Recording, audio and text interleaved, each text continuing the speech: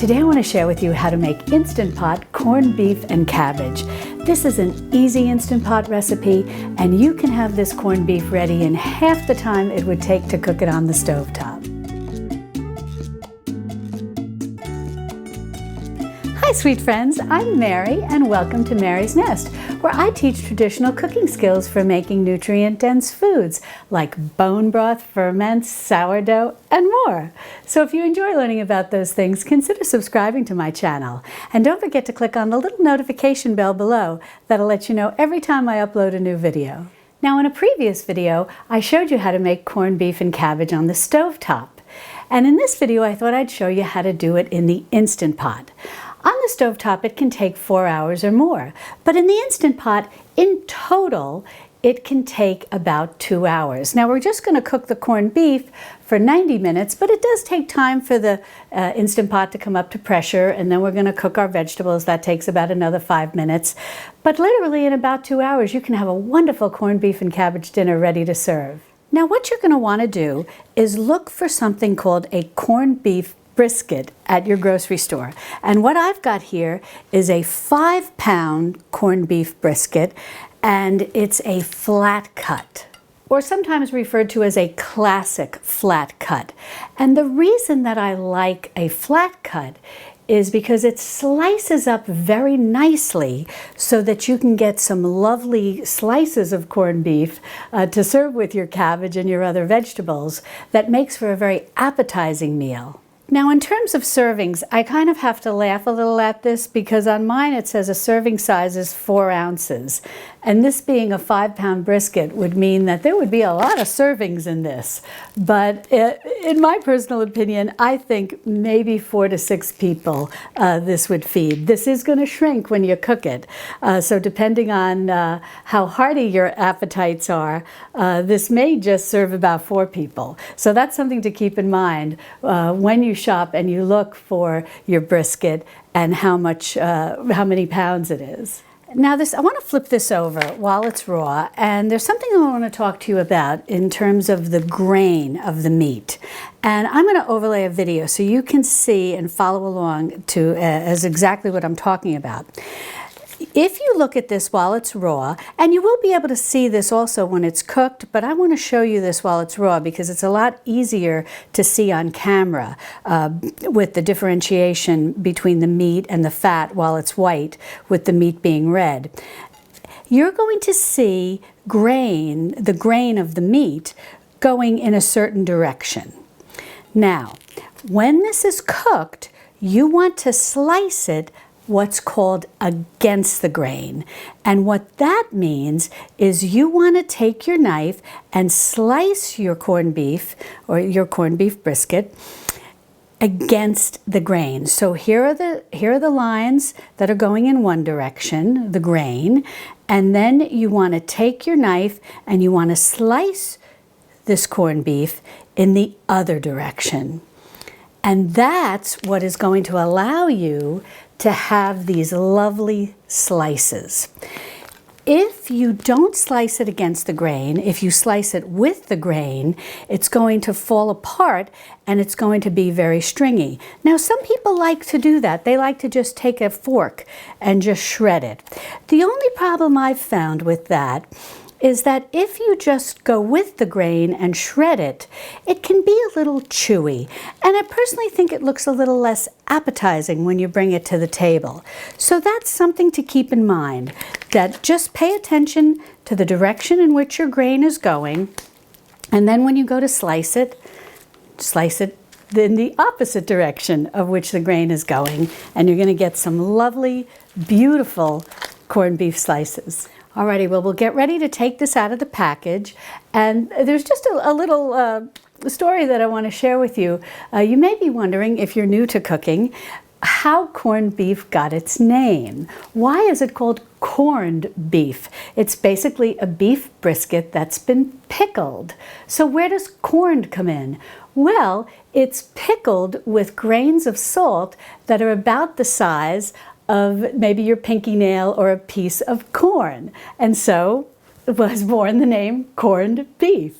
And the other thing I'd like to share with you is, which I shared in the other video where I make the corned beef and cabbage on the stovetop, is this really an Irish dish, or is it more an Irish-American dish? And actually, this is an Irish-American dish. This was somewhat invented, you could say, by Irish immigrants who settled here in the United States. A more common dish in Ireland is bacon and cabbage. But here we've got brisket, basically, that's been corned beef, and cabbage. And it was because the Irish immigrants couldn't find bacon that was similar to the bacon they were used to back home. But what they found was brisket at Jewish delis. And so they would buy the brisket and they would pickle it, or maybe it already would be pickled for them.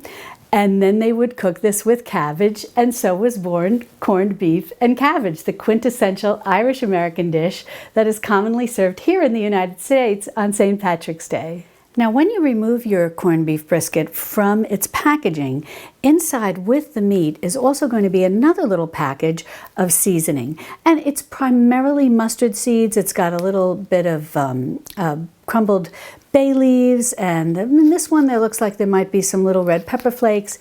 And this you're going to add right in with your meat when we go ahead and cook it. Now, in addition to this, I also like to add a little bit of a handful of black peppercorns and a couple more bay leaves. Now, when it comes to putting your corned beef into your Instant Pot, you have a couple of options. You can use your rack, or you can go ahead and put this right into the Instant Pot.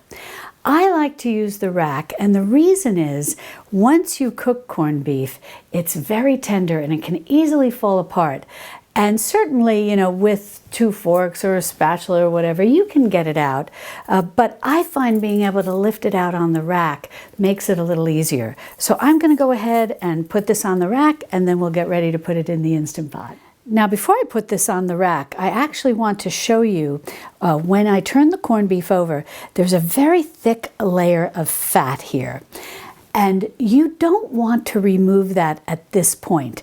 You want to let the corned beef cook with this layer of fat on it, because it's going to add flavor to your final product.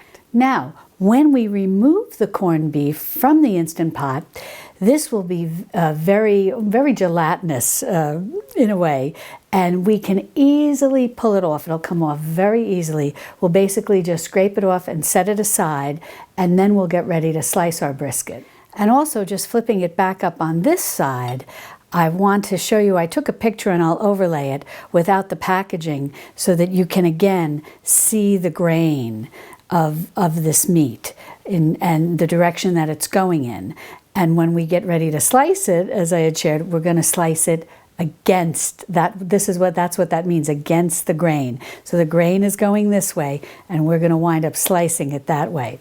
But for now, let's get it on the rack. Now, I like to put my corned beef on the rack with the fat side up. So as it cooks and the fat begins to melt, it seeps down into the meat, adding flavor and tenderness. Now we'll just go ahead and lower this down into our Instant Pot. Once you get this lowered down into your Instant Pot, and don't worry if it's a little tight, just fit it in the best that you can, depending on what size and poundage you have. And then what you're going to do is open your seasoning packet, and you're just going to sprinkle it all across the top of the corned beef. Then we'll go ahead and add in our bay leaves and the rest of our peppercorns. Now, the next thing that we're going to do is add our water, and all we need is enough water to just cover the meat. And when you do that, you do want to make sure, though, that you don't go past the 2/3 mark, which is marked here on the liner of your Instant Pot. It'll say PC Max 2/3. And that indicates the pressure cooker maximum amount of fluid that you can put into your pressure cooker or into your Instant Pot that we're using as a pressure cooker. So that's just what you want to make sure of. Now, don't worry if for some reason you have a very large piece of corned beef brisket, or maybe you've even put 2 in, which you can also do, and you find that when you go to add your water, it would go higher than that 2/3 mark. Don't worry about it. Don't fill it past that 2/3 mark. It's okay if some of the meat isn't completely covered. So now we'll go ahead and pour in our water until we just cover this meat. And as I said, if a little bit is sticking out, the little bit of that fat layer is sticking out, don't worry about it at all. And I'll overlay a picture so you can see what everything looks like with the meat and the spices and the water added. But now what we're going to do is we're going to get ready to cook our corned beef. And we're going to pressure cook this for 90 minutes. Then, just to give you a little bit of a preview, we'll remove it, we'll let it rest, which is good for it to rest before we slice it. And then we'll add in our veggies, and they're going to take about another 5 minutes.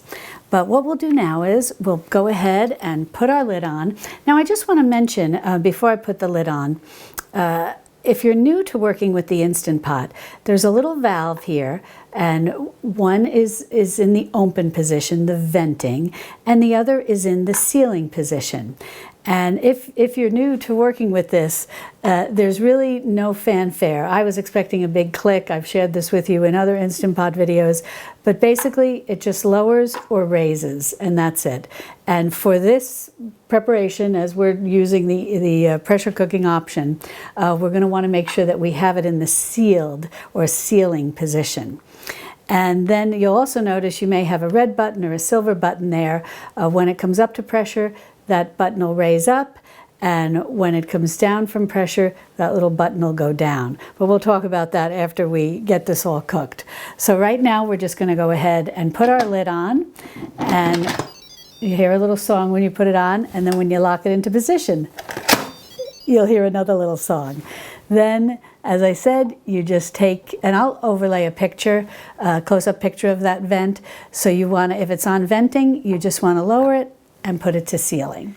Now, as I said, we're going to cook this for 90 minutes, and it is going to be on the pressure cook option, and it's going to be on the high selection. Now, I'll take a close-up picture of this panel so that you can see what I'm talking about. Your button for pressure cook may simply say pressure cook, as mine does. It may say manual cook. Either button is fine to press. A third option is if you have a meat stew button, you can also press that. So I'm going to go ahead and click on the pressure cook, and that's set for 15 minutes, so I've got to increase that up to 90 minutes. Okay, 1 hour and 30 minutes is 90 minutes, and it is already set on high. If it wasn't, if your pressure cooker was set on low, there it goes, it turns on automatically. You would just use the pressure level button to adjust low or high. So we're all set. We'll just wait 1 hour and 30 minutes or 90 minutes, and then we'll move on to the next step. Now, I'm using an 8-quart Instant Pot. You can also do this in a 6-quart Instant Pot. The only thing that you need to be aware of is if you're using the 8-quart Instant Pot and you go to add your water to cover your meat, you want to make sure that you have at least 2 cups of water, which you're going to most likely to be able to cover your meat. But when you use your 8-quart Instant Pot in its pressure cooker mode, you want to make sure that you have at least 2 cups of liquid in there to prevent any burning. On the other hand, if you're using your 6-quart Instant Pot, again, you're going to add enough water to cover, and you want to make sure that you have at least 1.5 cups of water in your Instant Pot, using the pressure cooker option to prevent any burning. But in making corned beef, whether you're using the 8-quart or you're using the 6-quart, you're going to have at least that much water.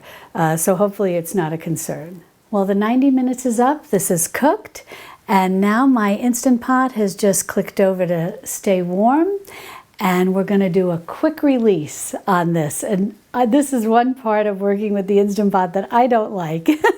So I always use a long wooden spoon to do this, but it's on sealing as I showed you earlier, and the little red button is up. I'll overlay a picture so you can see exactly what that looks like, and that means it's under pressure.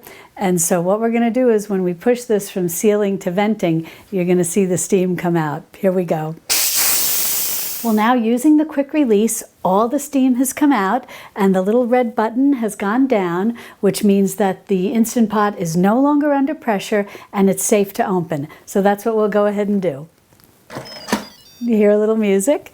And then what I like to do is when I open it, because steam can come out of it, I always like to open it away from me. Yeah, see, all that steam came out. This looks glorious. Now I'm just going to lift this out, and I'm just using some paper towels to hold on to the rack because the rack is a little hot, but I also find it difficult to get in there with pot holders. But if you've got those little silicone mitts, that'll probably work very well. Now I'm just going to tent this with a little bit of aluminum foil and put this aside, and we'll get ready to add our veggies in. Now for the veggies, what I have here are 2 pounds of carrots and 2 pounds of the baby red skin potatoes. Now you can use any kind of potato you want, but I recommend the ones with the thin skin. I think they do a little better. And if they're large potatoes, you'll just want to quarter them. And then I've got 2 heads of green cabbage. They each weigh about 3 pounds each, but this is not an exact science, so don't worry about it. And I also want to let you know that I'll have a link to the recipe in the description below, and that's a direct link that'll take you right to the recipe over on my website, same name, Mary's Nest, as the YouTube channel. And you can read that online or you can print it out, so don't worry, you don't have to write anything down. Now I've peeled my carrots. You can leave them unpeeled, that's really up to you. And I'm just going to cut them in about thirds so that maybe each piece is about 3 inches long. But again, none of this is an exact science, so do what you're comfortable with. And if you make bone broth, and you've been with me for a while, you know I make a lot of bone broth. Be sure to save all your scraps, your peelings and the tips and the tails of the carrots that you cut off. That's wonderful for using, adding into your bone broth. And if I have any carrots that are quite a bit thicker than most of the other ones that I have, I'm just going to split those, and that'll help with the cooking process. Well, I'm going to go ahead and start dropping these carrots in, and be careful because the water is very hot, so if it splashes back onto your hand, it may burn you a little. So just be very careful as you place these down in. You could even use a little bit of a strainer or something like that to drop them all in. Next, we'll go ahead and drop in our potatoes. Next, we'll get ready to prepare the cabbage, and what I like to do is leave the core in and cut it into 4s and then place it right on top. And I find by leaving the core in, this helps keep the cabbage together. So when you go to serve it, you can put a quarter of a head of cabbage on each person's plate. So when you cut it down like that, you'll see the core is right here. We'll just give it some feet, so to speak, so that it's steady. And we're just going to cut it. I'll turn this around so that you can see. We're just going to cut it right down the middle so that we still have that stem intact. Perfect. Now I'm going to go ahead and get ready to put in all of my cabbage. Now, when I do this, that is going to raise the water line over the 2/3 mark. So I'm going to want to use a measuring cup or any heat-proof safe cup you have to remove some of that liquid. Now you might say, gee, couldn't have I just put in less liquid when I originally cooked my corned beef? And that's a great question. I find that if the majority of the meat is not submerged in liquid during the pressure cooking process, it just doesn't come as tender as it would if you cooked it on the stovetop. So I recommend go ahead and add in as much water as you can to make sure that the meat is mostly covered, and then when it comes time to do the vegetables, we can just remove some of that liquid, and then you can save it. It can be very great for cooking beans in and different things like that. So I'll just go ahead and start putting this cabbage down into here, and then we'll get ready to see how much liquid we need to take out. Well, I only needed to take out a tiny little bit of liquid, and I've just got the 1 head of cabbage in there, and it's quite full, so I'll do these on the second round. Now we'll get ready to put our lid back on. We're going to hear our music. And then we're going to lock that into place. Hear the music again. We're going to make sure that our vent is on sealing. And then we're going to cancel what's, because this is in the keep warm stage. So we're just going to hit cancel. That's going to turn it off. Then we're going to hit pressure cook. And then we're going to adjust the time down to 5 minutes. Alrighty, now we've got that at 5 minutes and it's still set on high, which is what we want. And then that's going to automatically click on, there it goes, and it'll start cooking those veggies. Now while those veggies are cooking, I just want to talk about the onions, because you've seen them on my island. You might be wondering, is she going to use the onions or not? And actually, if you want to use onions, you can.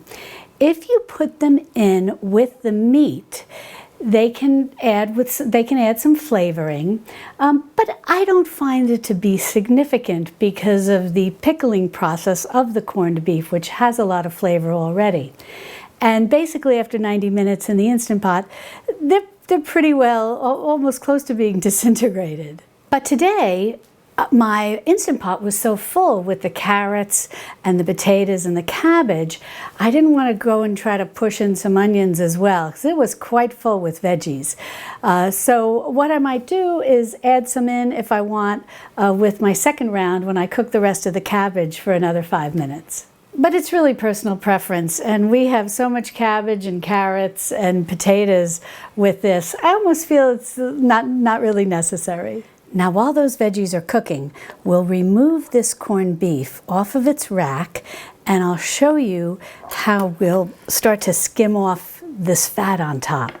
Now the fat cap, so to speak, on top of the corned beef is very gelatinous, very jelly-like. And you can use your knife, you can use a wooden spoon, a spatula, whatever you have, and it'll be very easy to remove it. See, I'm just going right with this spoon, and I'm just going to transfer it to this plate. And if you find that any of it's like a little firm and wanting to hold on, you can just come in with your knife, and you can just start removing it like that. Very easy to do. You're going to find that it's very soft. Now that we've got all the fat off, what I'm noticing is that this particular piece of corned beef almost has 2 levels, so to speak, to it. So I'm going to separate them and also get out that little bit of fat that's between these 2 layers, and then we'll slice it up. So I'm just going to go in here with my knife and just separate these 2 layers. Perfect. And now you'll see that'll reveal some fat in here, which we'll get ready to remove. See that nice layer of fat. We'll take that right out.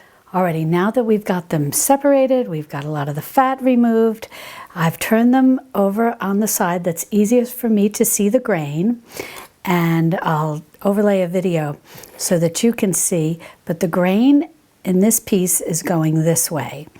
So if the grain is going this way, then we want to slice it this way to get those nice slices. So we'll go ahead and get started with that. We'll take this piece. This will look a little bit of a chunky piece, but I'll show you how nice it is when you slice against the grain. And I'll take some close-up pictures so you can see exactly how lovely this looks. Well, I've got that all sliced up, and now this piece, this little top piece, or bottom piece, whatever we ought to call it, that I removed, has the grain running straight up and down like that. So we want to cut it this way, and I already cut one slice to show you, but see, it comes so nice. And I'll take some more up-close pictures as I cut the rest of these.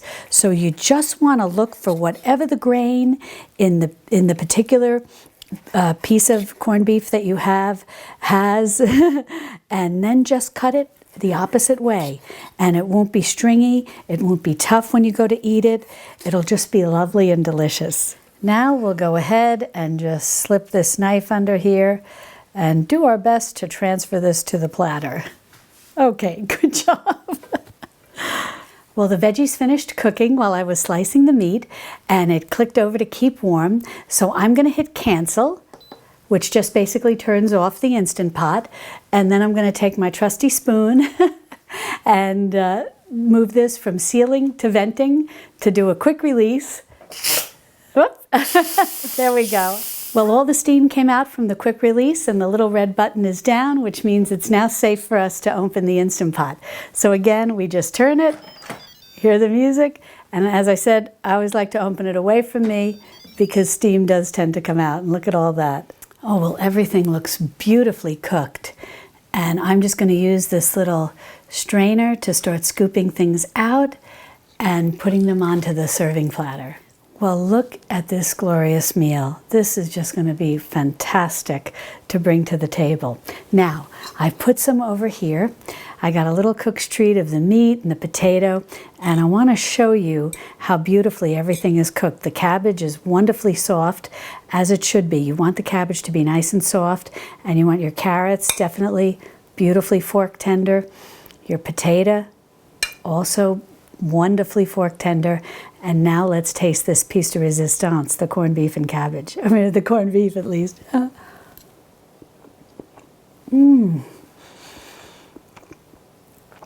Oh, delicious. So tender, it melts in your mouth. Well, this just came lovely. I hope you'll give corned beef and cabbage in the Instant Pot a try. And if you'd like more Instant Pot recipes, be sure to click on this video over here, where I show you how to cook a whole chicken in the Instant Pot the right way, and how to make chicken bone broth, and how to make creamy mac and cheese, and more. And I'll see you over there in my Texas Hill Country kitchen. Happy St. Patrick's Day. Love and God bless.